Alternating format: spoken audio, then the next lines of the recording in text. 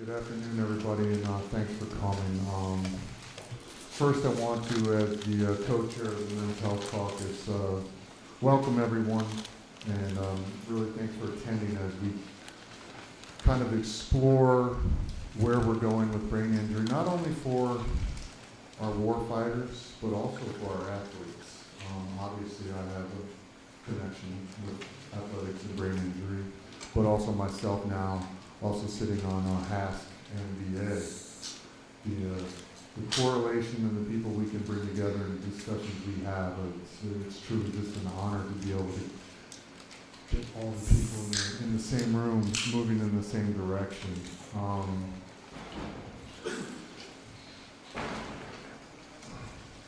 There's, I think, so much unknown about where we're going in brain injury and what the treatments are, how we identify them, and once we get to that point, we can really start to have a serious discussion on preventing them.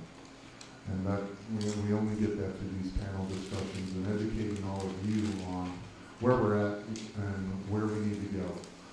It is the unfortunate position we're in, I think, right now with the conflict we've been in the last 10 years in Iraq and Afghanistan of the prevalence of brain injury and what we've done to our men and women that wear that flag on their shoulder every day.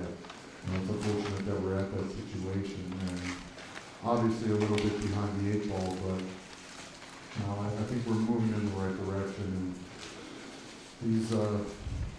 these injuries, they're not visible, I think, a lot of times. And I deal with it in the VA all the time, whether it is the true injury, but the behavioral stuff that comes afterwards. And I know Chris Nowinski has personal experience with it, and I know many of our colleagues in professional sports, frankly, people younger than, well, my age, quite frankly, can't function in society anymore because of sports-related ones, and it's another level when you take it to the military with the IED blasts and the concussions and brain injuries that come from that. So it is just one of those injuries that is, I think, out there that we know where we need to go. I think it's just a matter of time, and there's people like the panel out here doing their work day in and day out. But I think number one, like any other illness, any other injury, first of all is awareness. And being able to promote it and have focus on it, and true leaders out there pushing researchers, pushing advocates. And a lot of times I think what we miss is the outside groups, the private groups that can really help in all this. And as we generate awareness through briefings like this, we get them attached, we get people knocking on our doors and making phone calls and saying, hey, I'm interested in that, I've had a personal connection, and I have a group of people that are willing to help, whether it's financially or, again, throughout promoting it. So with that, I want to introduce Scott Williams, who's the Vice President of the Men's Health Network, who has been a huge part not only on this issue, but we've done a lot with prostate cancer. Another big issue that we've tackled from the Men's Health Network aspect of. I want to introduce him and thank him for his leadership from the Health Network aspect. So, Scott Williams.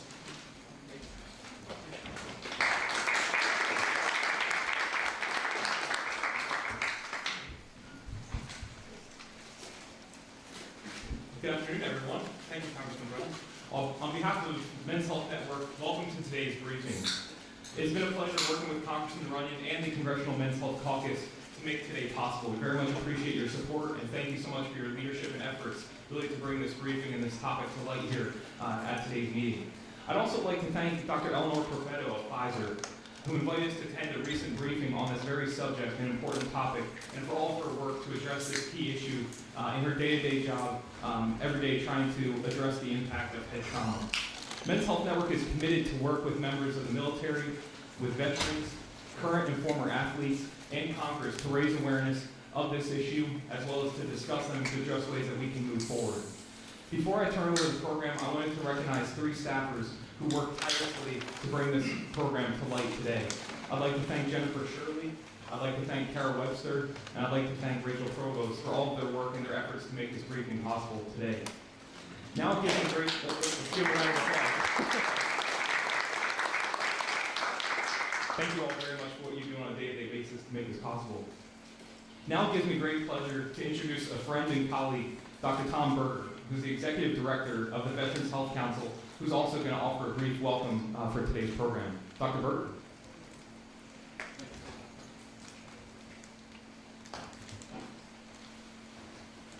Good afternoon, ladies and gentlemen. On behalf of the Veterans Health Council of Vietnam Veterans of America and our partner, Men's Health Network, I want to especially thank Congressman Runyan for his assistance in helping to organize today's briefing. Although the methods and setting up everything, the staffers, but it's the leadership by Congressman Runyan that's really helped. As a Vietnam veteran, I strongly urge you to pay attention to Dr. McKee's presentation, because according to the military and own researchers, more than 300,000 U.S. veterans of the wars in Iraq and Afghanistan, that's 20% of the almost 1.7 million who've served, have sustained a mild traumatic brain injury, also known as a concussion, with the majority of these folks going untreated.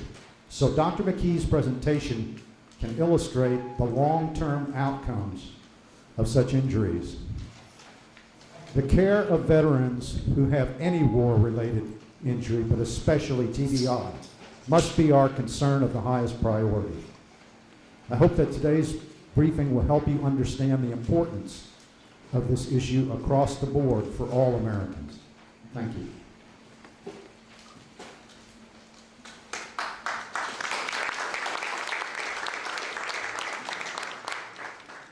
Now it gives me great pleasure to introduce Chris Nowinski, who's going to be our moderator for today. Chris is the co-founder and the executive director of the Sports Legacy Institute. Chris is a former WWE wrestler, a Harvard football player, and author of Head Games, Football's Concussion Crisis. With that, our moderator, Chris, please come on up.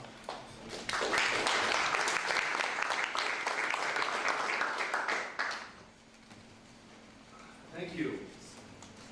Well, thank you to Congressman Runyan, Mr. Williams, Dr. Berger, and our hosts of the Congressional Men's Health Caucus and the Men's Health Network. I'm honored to serve as the moderator of today's panel. Emerging research and head injuries, what's happening to our war and sports heroes?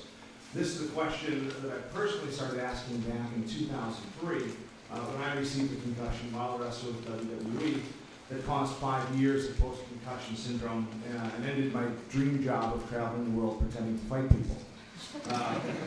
Yes, if wrestling isn't real, let's get that out of the way right now. But brain injuries, no matter where they're suffered, are very real. And our military service members and our athletes of all ages are at risk. During my recovery, I learned that brain injuries can have devastating consequences in the short term, but also new research is emerging they can have devastating consequences in the long term. That research focuses on a disease called Chronic Traumatic Encephalopathy, or CTE.